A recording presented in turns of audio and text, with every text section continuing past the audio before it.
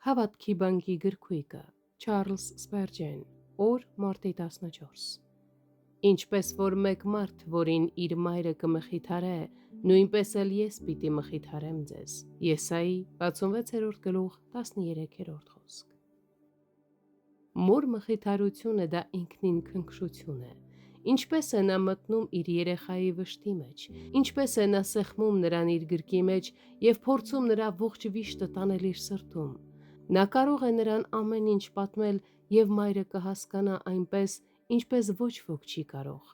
Բոլոր մխիթարիչներից երեխան ամենաշատը սիրում է իր մորը, և նույնիսկ չափահաս տղամարդիկ են դա հասկացել։ Միթե Եհովան խոնարհվում է մոր դերը կատարելու համար։ Սա իսկապես մեծահոգություն է։ Մենք հեշտությամբ հասկանում ենք, որ նա հայր է, բայց միթե նա նաև մայր կարող է լինել։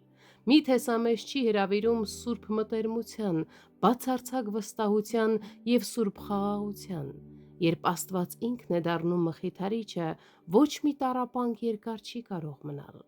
Եկեք մեր խնդիրները դնենք նրա առջև, նույնիսկ եթե լացն ու հառաչանքը դառնան մեր ամենաթեթև խոսքերը։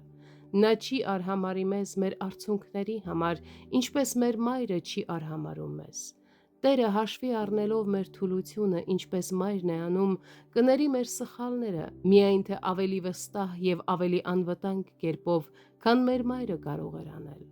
Եկեք չփորձենք միայնակ կրել մեր վշտերը, դա անգթություն կլիներ այդքան վեհափառ բարության և քաղցրության հանդեպ։ Եկեք սկսենք այս օրը մեզ սիրող Աստծո հետ, և ինչու չպետք է այն ավարտենք նույն ընկերակցությամբ, չէ՞ որ մայրերը երբեք չեն կարողանում կշտանալ իրենց երեխաների ընկերակցությունից։